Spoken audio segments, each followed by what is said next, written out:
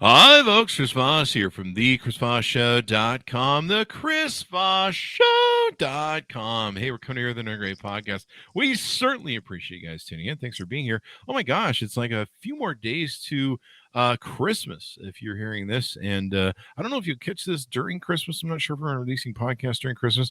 So if it's before Christmas, Merry Christmas to you. And if not, I hope you had a good one and get on that treadmill. Anyway, guys, be sure to see the video version of this. Go to youtube.com/Chris Voss. Hit that bell notification. It's free for an unlimited time. You can take and do that. Also, go to goodreads.com/Chris Voss. You can see all the amazing books we're reading and reviewing over there. And as well, you can also go to all of our groups: Facebook, LinkedIn, Twitter, Instagram, TikTok, all those places the crazy kids are at nowadays. You want to follow us on all the different shows and everything we do, whether it's the Chris Voss Show or my channels as well. Today, we have an amazing author on the show. She's got an incredible book that's out, and it really talks about the history of our legacy of this country and how it intertwines with so many people's lives. The book is out. It just came out on November 16th, 2021. So you want to take and pick that baby up. You can read it over the holiday. How about that? Reclamation, Sally Hemings, Thomas Jefferson, and a descendant's search for her family's lasting legacy. Today we have on the show Gail Jessup White is going to be joining with us. She's going to be talking about her amazing book that she just put out and some of the contents in it. And we're going to learn a lot of cool stuff about our history, which is really important. The one thing man can learn from his history is a man never learns from his history. So it's about time we started learning from our history. Gail Jessup White is the Public Relations and Community Engagement Officer at Monticello, Thomas Jefferson's legendary estate. A former award-winning television reporter and anchor, she started her career at the New York Times. She's written and spoke extensively about her work at Monticello, and she is a direct Jefferson descendant and is also related to two well-documented families enslaved at Monticello, the Hemingses and the Hubbards, and she lives in Virginia. Welcome to the show, Gail. How are you? Thank you, Chris. I am so pleased to be here with you. I really like your show. Thank you. And we really love having you on. Congratulations on the new book. Did I get the Hemings's pronunciation? You did. And Monticello pronunciation correct, I think? Absolutely. You absolutely did. All right. Well, I didn't go to college, so I went to Betsy DeVos Public School, so there was that. I'm trying. That's one of the reasons I like your show. I love your humor. yeah. So I got my degree from Trump University on the wall. Anyway, I'll learn to spell one of these days. But welcome to the show. Congratulations. Thank you. Give us your plug so people can find you on the interwebs. So, of course, you can always find a lot about me and about the work we do at Monticello, monticello.org. I can be Googled, Gail Jessup White. I'm on Facebook. I'm on Twitter. I'm not great with social media, I must admit, but I'm really working harder at it now. That's awesome. That's awesome. Yeah. So what motivated you to want to write this book? Is this your first book?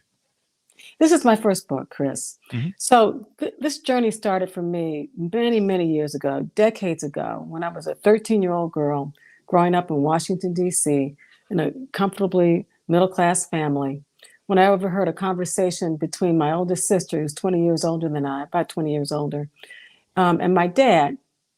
And I heard my sister say to my dad, and I told them, we're descended from Thomas Jefferson. So I was really shocked to have heard this, as you can imagine, because like so many Americans, I certainly hadn't learned that Jefferson owned human beings.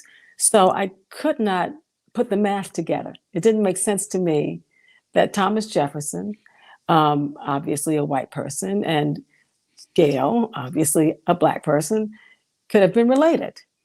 So I set my sights on discovering, even way, way back then, of how this could have been possible. That was one thing that motivated me. The other that really inspired me had to do with my dad. It would have been through my dad that this descendancy occurred. And as I questioned my dad about how this would have been possible, and just to digress for a minute, whereas I had my doubts, I looked at my dad, and my dad was 6'2". He had red hair and freckles. And what I would eventually learn was the Jeffersonian nose. So Jefferson, of course, was 6'2", had red hair and freckles. So I went to my dad and I asked him about these things, and he seemed reluctant to talk about it. And as I learned more about him and about his family, it was because he had endured many losses, and I wanted to bring this story to my dad to help make him whole. And I explain a lot of that in the book. Oh, wow. That's a wonderful, beautiful journey. Um, Thank you. so give us an overall arcing of the book, and then we'll get into some of the details, if you would, please. So the book, as I said, the book starts out with Monticello, because I end up, after so many decades of having a career, raising a family, having a couple of husbands, here in Virginia, away from my beloved hometown, Washington, D.C., and working in Richmond. And Richmond's about an hour's drive from Charlottesville. So I eventually ended up at Monticello. But much more than that happened in this journey. I started out as a 13-year-old girl growing up in a predominantly Black city, Washington, D.C., where race really didn't feel like an issue, because it was predominantly Black. And then, of course, I go out into the world and I have different experiences, encounter racism for the first time when I'm 13 years old. But I still, because I was protected by my family and because I grew up avoiding this topic of race, as so many Americans have, I didn't fully embrace who I was as a person, as a Black person. So the journey took me from discovering this history to where I am today, where I speak openly, honestly about an inclusive story, about what it feels like to be Black in America, about how Black people and marginalized people have been treated in America, about finding solutions where all of us will be treated equally. We were all born equal. We have not all been treated equally. And the goal is to get us all to seeing each other as equal human beings and treating each other with respect. And I talk about those things, and I embrace the ideals of the Declaration as applied to all human beings. And that's been the arc of the story, Chris, and the arc of my life. And you go on a journey to find your history and the richness of it. And one of the things we found on the show and is that history was largely whitewashed. Like, I grew up and it was a lot of white people and John Wayne and just a lot of prejudice, whitewash, racism, and a lot of stuff was left out. A lot of stuff was buried. A lot of stuff was hidden, clearly for the most obvious purpose. And it's been great that so many authors are coming forward, doing the research, doing the history, and the stories are now getting told, like what's being done through your book.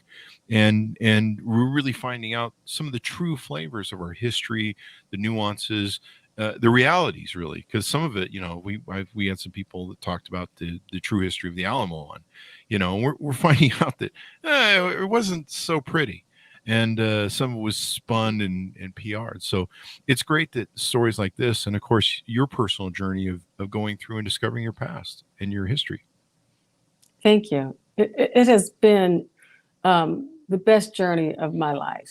The only thing that I've done that I felt was more fulfilling was raising my son. That was a pretty fabulous journey as well. That's awesome. That's awesome. So you went from being on TV, and being in news, and to Monticello. Right. What took you on that journey to want to be there? Was that part of the journey to discover your history and your lineage?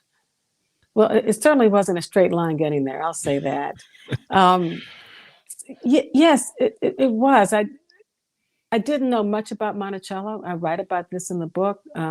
I was really busy with my career. I was busy with my family, raising my son, as I mentioned, and living in a Washington suburb, an exclusive Washington suburb, and really, oddly enough, still struggling to find myself. But I eventually ended up here in Virginia, as I mentioned, visiting Monticello, I guess, for the first time about 20 years ago. And every time I went to Monticello 20 years ago, at that point, the guides were talking, or at least alluding to Thomas Jefferson and Sally Hemings. Now, by then, I had assumed I was descended from Jefferson and Hemings.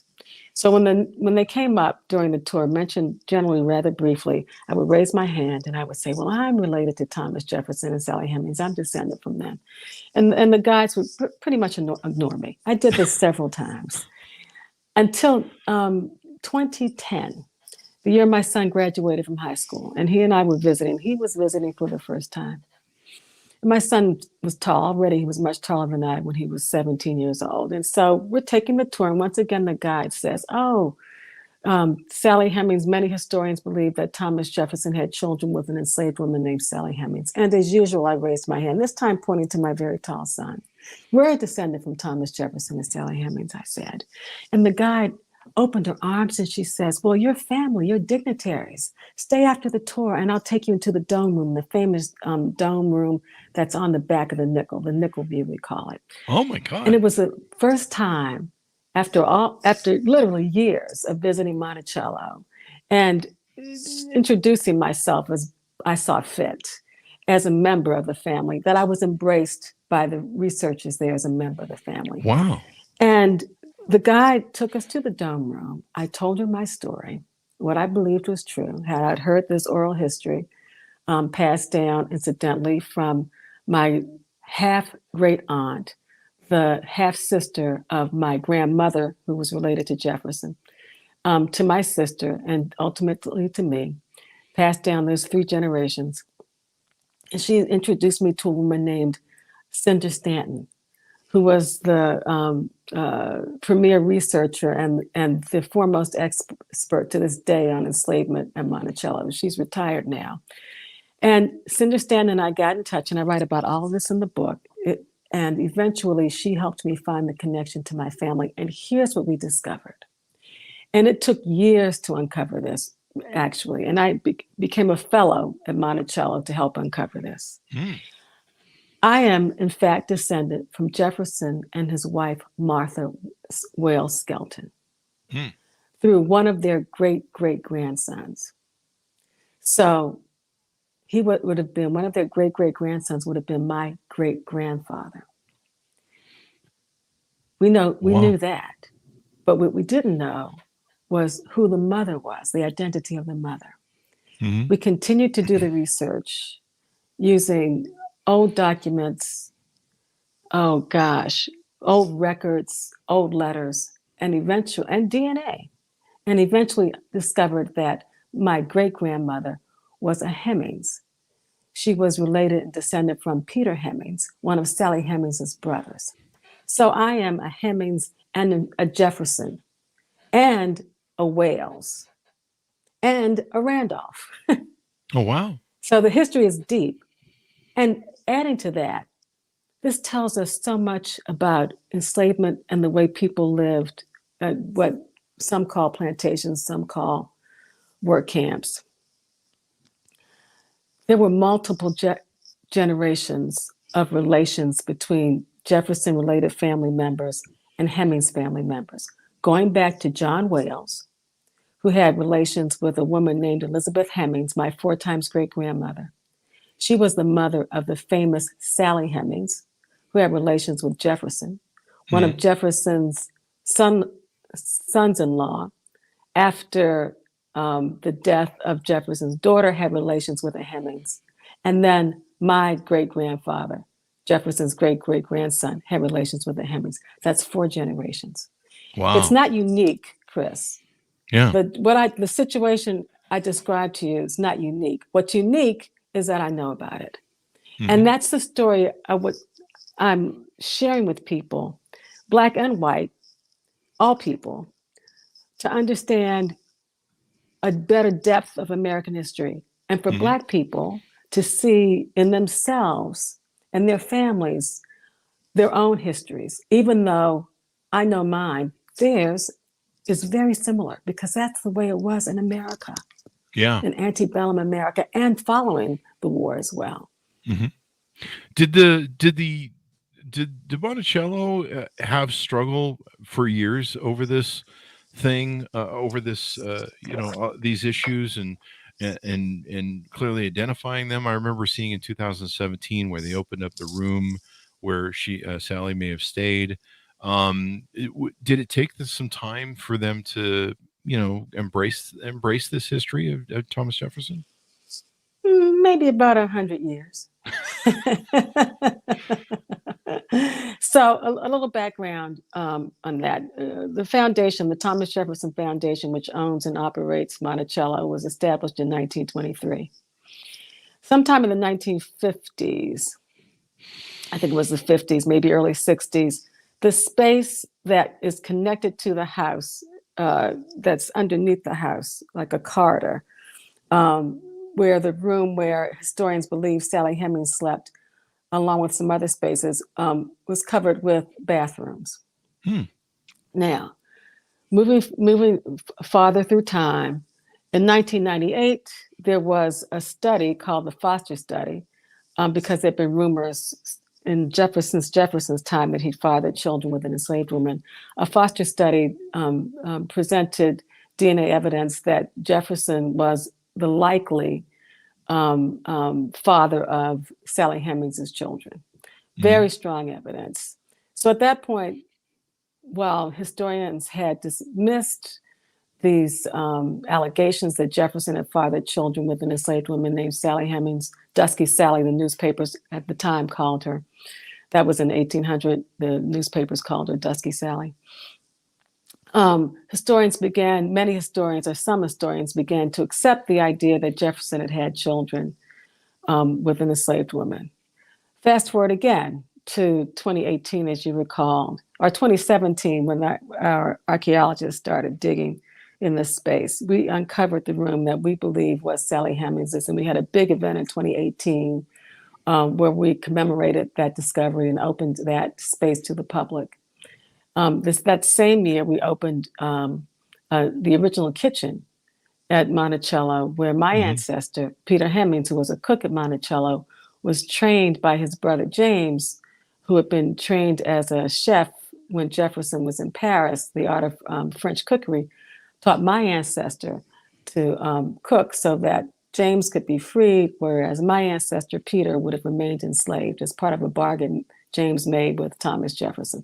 So James Hemings made with Thomas Jefferson. So again, the stories are so complex and so interwoven, and it's a narrative that has been omitted from American history that Monticello is fully embracing now and telling a much more inclusive story and setting trends, because this is happening at sites like this in museums across the country. Yeah. And you guys have a exhibit now of her thing, of her life, and showing off different aspects of maybe how she lived. It was interesting because Jefferson didn't speak too kindly about race mixing. And I won't quote what he says here from the Washington Post in this article, but he wasn't too heavy on it. But the DNA tests are there, right? They've found that this lineage is true. Yeah.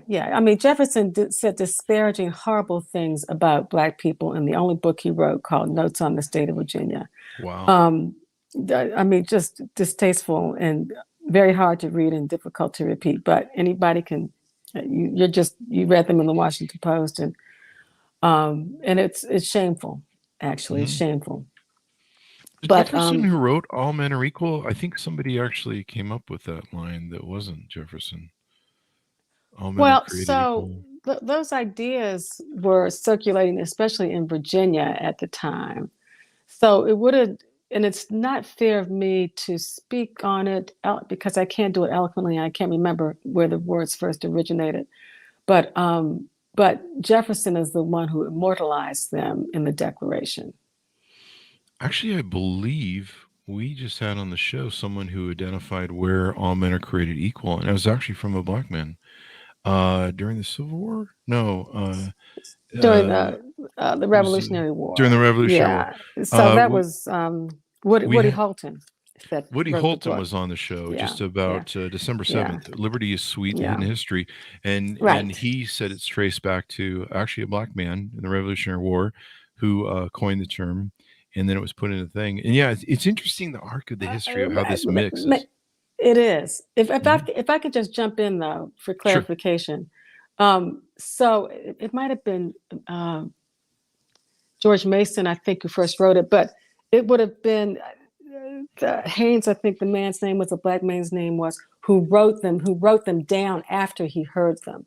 They didn't actually originate with him, but he was the first to quote them after hearing them from Jefferson's document. Yeah. And it's interesting how, we founded the country on that term. And of course, it really wasn't applicable. And I don't think it was applicable to women either initially. But it's been, we talked when we had the gentleman on the show we mentioned a second ago. And, he talked about how there was kind of a vision that they knew that slavery would probably end someday. And there would be some sort of reconciliation, and maybe America would grow out of its thing, Woody Holton's book. And so they left it in there thinking, well, maybe the country might evolve, or that's just kind of a speculation. I don't know if that's true fact, but we talked about it on the show, and it's interesting how those words have become the empowerment to change and evolve the country. I mean, we still got a long way more to go, but it's interesting how the power of those words, I guess, is what I'm trying to say.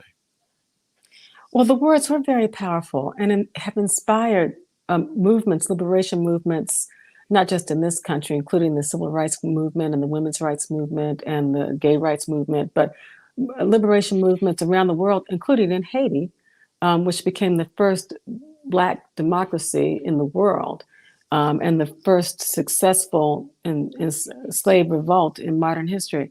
So the words themselves were revolutionary.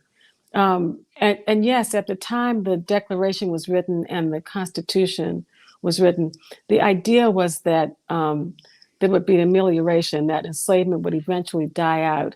And Jefferson and his and Madison and Monroe and others had conceived the American Colonization Society, because Jefferson never thought that blacks and whites could live close to each other. He never thought that there could be harmony between blacks and whites. And so the idea was to send black people to Africa. Well, keep in mind, black people have been here since the 17th century. My family has been here since the 17th century, more than most black white families. So there was no, quote, going back to Africa. They'd never been to Africa. They'd been born in America.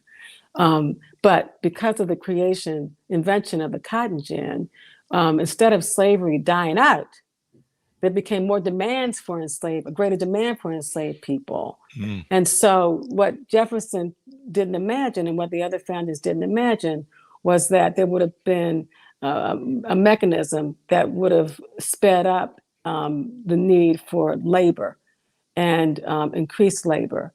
And so rather than pay people to do the work, they used enslaved people to do the work. And Virginia became a source for moving people. There was one of the greatest migrations in history was moving people from the upper South to the lower South to work in those cotton fields. Yeah. And this is the kind of history, Chris, that people don't know. And people need to know this. America was built on the backs of free labor, built on the backs of enslaved Black people. Mm-hmm. Woody Holton and I talked about that on the show, where the cotton gin actually just made it where they could, instead of growing cotton out on the coast, I guess for whatever growing reasons, they were able to move it inland and, of course, go to an industrial scale, and that amplified slavery. Interesting. Yes, exactly. Yeah. That's exactly right. Yeah. And it's our history's ugly. I mean, we've talked about this with so many brilliant authors like yourself on the show, going all the way back to the original lie of the Shining City on the Hill, and some of the different ugliness of the things that we've done across the arc of this country, and a lot of it's been whitewashed, a lot of it's been buried. Why is this so important that? Number one, we reconcile the history of America. We bring out the nuances, the truth. We bring out, we've talked on the show about how one of the different things that white people have an issue with is the shame, the ugliness of it. It's not pretty. I mean, if you read the book Caste, it's not pretty. It's very hard sometimes in our history to see how ugly it was.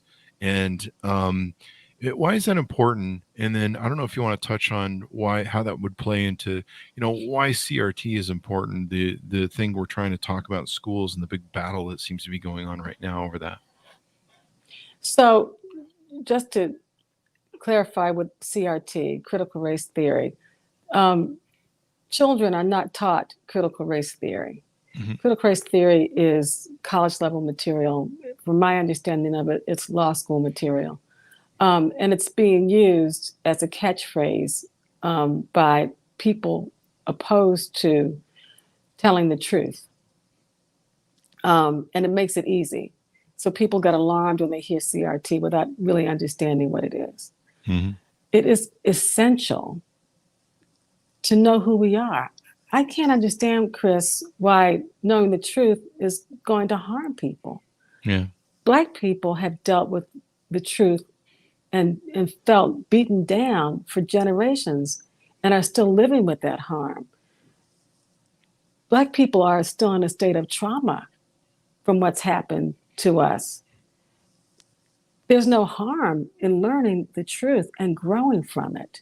Mm-hmm. Surely, children, white children, who have benefited in every respect from the largesse of this country would benefit from knowing how they came to that largesse.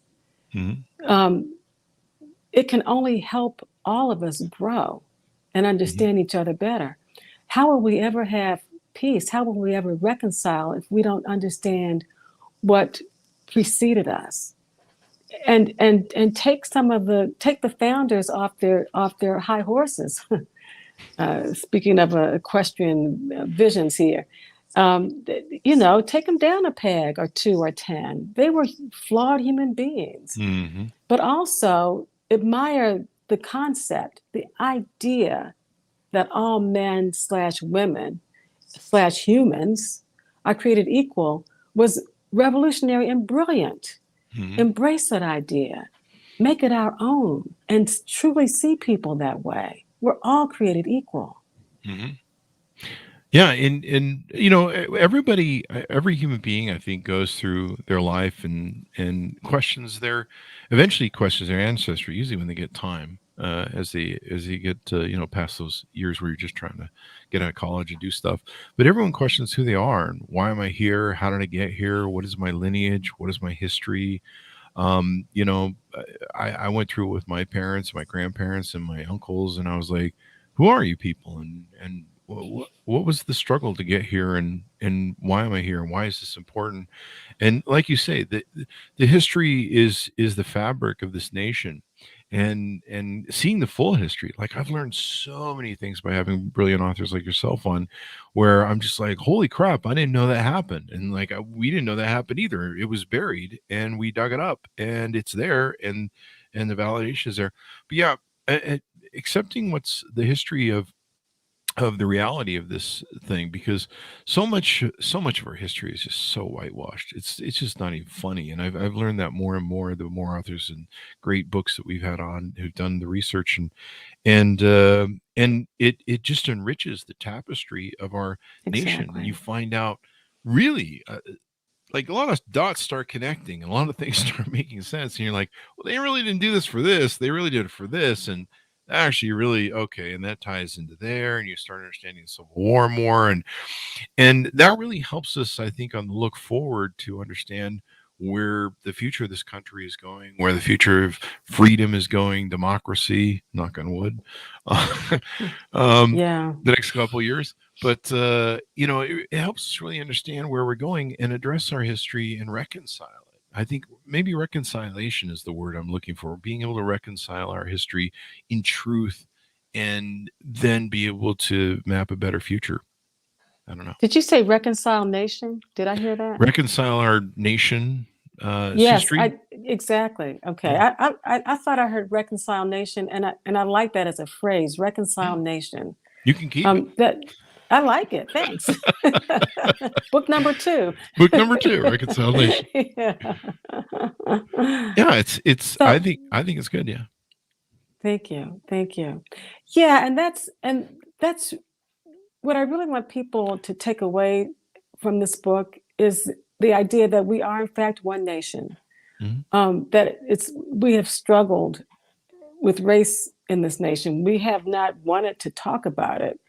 I have not in my life wanted to talk about it until now, when I find that I'm not talking about anything else but. and we can only grow through this. I also want people, you mentioned knowing who we are. I also hope that this book inspires people, all people, to investigate their own history, and trace their own genealogy. It's easier now than it's ever been, thanks to companies like Ancestry DNA, 23andMe, et cetera, and the availability of documents that we can access online so easily. I accessed so many with the help of Cinder Stan and others, death records and not so much church records, but census records. It's there at the touch of our fingertips. And so it has been for me rewarding to discover who my ancestors were and to understand why I do some of the things that I do, what motivates me, why this was important for me. And just to add about the damage that some politicians and educators feel that learning our history can do. I've heard people question whether Jefferson raped Hemings. He owned Hemings, which is disgusting enough. And some people have asked, how do you feel about your ancestor having raped a woman? It's disgusting, but does it hurt me? No, I don't carry the burden of that. I don't carry the burden of his actions. I'm responsible for myself. We are responsible for what we do, but we learn from the past. Yeah. We understand who we are from the past. And that's why we should know this history. That's why it's important to teach an inclusive history. No one's asking for handouts. People want recognition and deserve recognition and respect and equanimity and equity. Yeah. And fairness. How many fair words can we come up with in this conversation to bring balance to who we are in this country? And I think you're right. Bringing the humanity of it, and that what you mentioned earlier, these people were flawed human beings. There are no unflawed human beings. Last time I checked, if I'm an atheist, but if you believe there's a certain guy in the Bible who's unflawed, well, okay, I'll give you that. But there's, we kind of put these people up on a pedestal. And that's kind of okay, but we also need to have the full picture, the full address of that they weren't perfect people. They were flawed, and to me that's the texture, that's the fabric. And it's history is ugly, and the things that we've done in history are ugly. I mean, even up until recently, we found out we weren't bombing well in Afghanistan. We're not a perfect union, but it's the I think I'm getting the who's the papers, anyway, I think somewhere one of the Constitution writers wrote we're always in the search for the perfect union, and it's probably never going to arrive, but we're was it Madison, the Federalist Papers you're talking about? The Federalist Papers. Are you speaking of the Federalist Papers? Yes. So maybe James Madison said that, or whoever wrote, we're John constantly Jay and Hamilton. Madison, constantly in search for the perfect union. And it's never a place we're probably ever going to arrive at, especially in 2024. I'm just kidding. I'm not, but we'll see. But I'm worried, if you can tell. But that's going to be the thing. I mean, the only thing that got me through the last 5 years was Obama's. It was one of the logs I was holding on to when Obama said, sometimes this country zigs and it zags, and it's part of that journey to the perfect union. That got me through the last 5 years. But seeing and waking up to all this stuff, the history is ugly, and it's not perfect, and it's not, it doesn't fit nicely into a pretty little box. Like much and that's of it okay. Taught to us, and it's okay. Yeah. That's okay. Yeah, that's as it should be. Anything else is mythology, and we shouldn't build upon mythology. We should build upon truths. That's how we grow. We don't grow with falsehoods. We grow with honesty. Yeah. And I encourage people not just to. Of course, would love for people to read my book, But I encourage people to read as much history and as they can as possible, and to visit places like Monticello, where we tell the stories not just of Jefferson and his white family, or Jefferson and Sally Hemings, but of the many enslaved people there. Jefferson owned, throughout his lifetime, 607 men, women, and children. You come to Monticello, you learn something every time you come. I was just there a couple of days ago. I'm working remotely now. And I heard one of the guides giving a tour called the Slavery at Monticello Tour. And I heard the guide say that Jefferson um, gave away, gifted 60 of other people's children. So just think about that for a minute. And the guide said Jefferson was very generous with other people's children. He gave away 60 children. Imagine that. Just imagine that for a moment. You're the parents of one of the children given away. You're the child who's been given away. At that time, it took hours just to travel 30 miles. So if your child is sent to live on another site, you might see that child once a year. Mm-hmm. That's horrible to process. Mm-hmm. But we're better off knowing that, because we can move forward, bring history forward, and then move forward to the future as better people. And that's the goal. And that's what people will learn when they visit Monticello and other historical sites and museums. Mm-hmm. It's important to do that. It's important to do the work. Yeah. I think one of the most destructive, well, not the most destructive, but the destructive nature of all this, the splitting of families, the destruction of records, a lot of this stuff wasn't kept historically. Like, I think in James Monroe's case, the wife ordered everything burned. So after their death, so they, trying to figure out different things about their history, a lot of it led to, I think a lot of Black people have suffered by who are we and what is our history, and so many families were broken up, destroyed, moved around, like you say, and that lack of identity, I think, really hurts people. I don't know. Of course, it does. But again, that's why it's so important to learn stories of, in a general sense, of who we are as a people and what our contributions have been as a people. Because even though many of us hit that wall once we get past the 1870 census, which is the first time that Black people were counted as humans and not as property, many of us can't uncover how our families got here, who our families were, what ancestors' names were. But what we can uncover when we visit these sites and read books like mine is what our contributions as a people were. Mm-hmm. And that will help build our strength and build our dignity and help us feel whole. That's what happened for me, Chris, in this process of uncovering my family and uncovering this history and learning more about Black people and our contributions. It helped make me whole. My dad died before I had a chance to share all this with him. And he was a very strong person, but he was also a very damaged person in many ways because of so many losses he experienced and the trauma, the generational trauma that Black people have experienced. So I didn't get a chance to share this with him. But I have benefited from myself, as has my family, and the many people who are open and who want to hear this story and learn from this story. So I'm really, I couldn't be more satisfied. I'm hesitating because I'm just so moved by people's interest in this and wanting to learn more. It's been very fulfilling for me.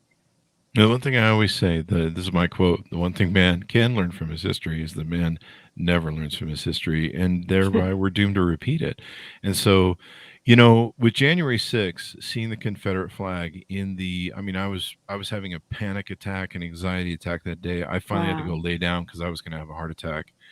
It was scary, wasn't it? Can you believe that happened in this country? It was scary, and my anger too, because we knew something was going to happen. Peter Strzok had been on the show, and somebody put a comment on January 4th that, calling out whatever they wanted on him, the FBI agent, and saying, on January 6th, we're going to fix everything. And I knew something was going to go down. I don't work in the government. I just, you saw it all. And to see the Confederate flag in the rotunda being carried around, it really struck me that my God, we have not even reconciled the Civil War.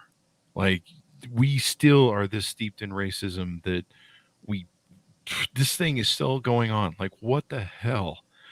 You're right. And it's a real illustration, books like yours and some of the different things that we're still fighting with of this day, CRT, that you see the big thing with the critical race theory, and just it's amazing how people are just so against it.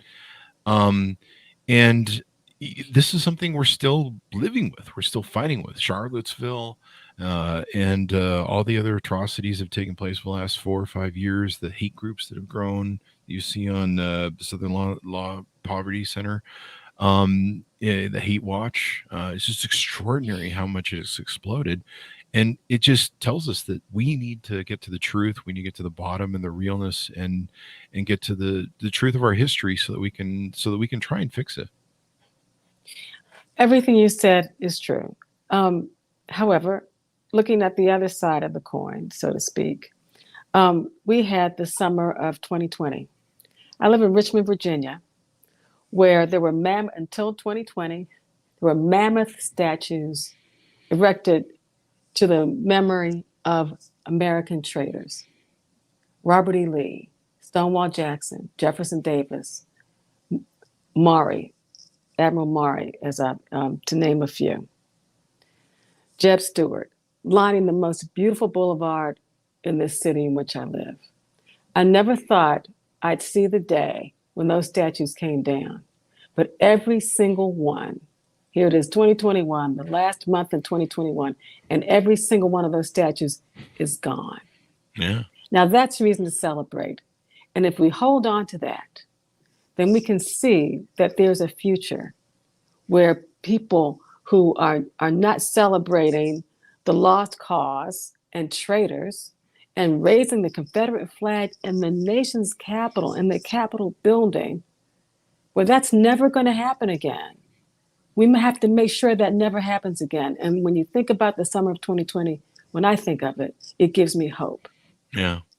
And I don't know if it was the summer 2020, but seeing John Lewis go out to where they painted the Black Lives Matter in Washington, Yes. D.C., and Yes, seeing him yes, stand yes. there, what a moment that was. What a Exactly. shot. It's like going to church. That's my church. I tell people all the time, my ancestors are my church, and scenes like that you just described, I've forgotten about it, Chris. Thank you for reminding me. That's my church. That inspires us, and that helps us know that we have done better and we will do better. We're going to succeed. We're going to make our country whole. I tell people all the time, never give up on America. I'm not giving up on America. Yeah. Well, we survived 5 years of darkness, 4 years of darkness, and I don't like to think about it. I'm still scarred. Well, it was PTSD. No matter what side of the That's true. spectrum you're on, we're all suffering from PTSD after those 4 years. It was horrific. Yeah, yeah, and hopefully we don't go back. And I mean, some of the things that are going on in legislatures and voting attacks and stuff, but there does seem to be some gerrymandering. Yeah. There does seem to be some reconciliation of and hopefully people don't go back into the state they were before, where they're like, yeah, everything will be fine. Yeah, we'll have great presidents and they'll do the right thing. Hopefully we get back to that. Anything more you want to tease out on the book before we go out to encourage people to go out and get it? Thank you for asking that. I would like to comment on that last thing you said, where people can become apathetic and say everything's going to be fine. No, we have to fight for these rights. It's always been a battle. It's always been a fight. So we can never stop fighting. When I say never give up on America, what I mean is never stop fighting for justice and liberty and freedom and fairness and equity for all in America. Never stop fighting. John Lewis didn't. He was a dying man when he went on that street in Washington, D.C. But he was such a huge symbol. And what that told us is that he was never going to give up, and we should never give up. Thank you so much for reminding me of that. And thank you so much for inviting me on to talk about these subjects. We had a nice long conversation, and it was really stimulating for me, and I really enjoyed it. And it's for the book. The book, I like to tell people, is part memoir, part detective story, and part history lesson.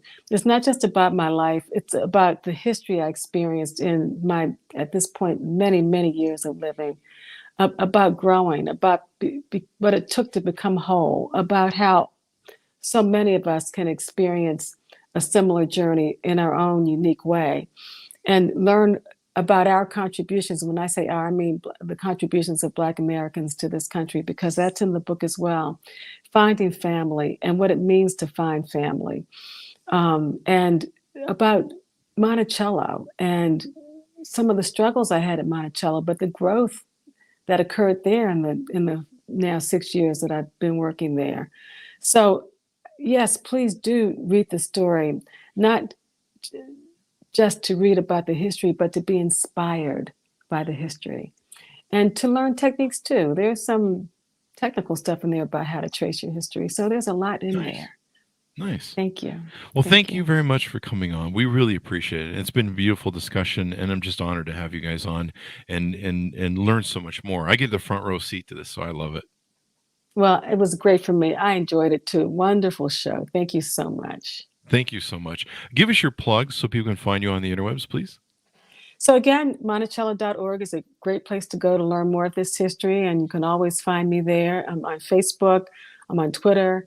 I do not have, you can Google me, Gail Jessup White. I respond, especially if you find me on Facebook, I will respond to you. So, and I promise I'm getting better at my social media. There you go. There you go. Thanks so much for coming on, Gail. We really appreciate it. Go pick up her book, Reclamation, Sally Hemings, Thomas Jefferson, and a Descendant Search for Her Family's Lasting Legacy. Just came out November 16th, 21. So be the first in your book club to read it. Thanks, Simonis, for tuning in. Be sure to go to youtube.com/Chris Voss to see the video versions of all of our videos. Also see the cool stuff we're doing for reviewing. We got a bunch of really cool gear that we're reviewing on the Chris Voss Show on our tech review side. Also go to goodreads.com/Chris Voss. Go to all our groups on Facebook, LinkedIn, Twitter, and every place else. Be good to each other. Hopefully you'll have happy holidays, and we'll see you guys next time.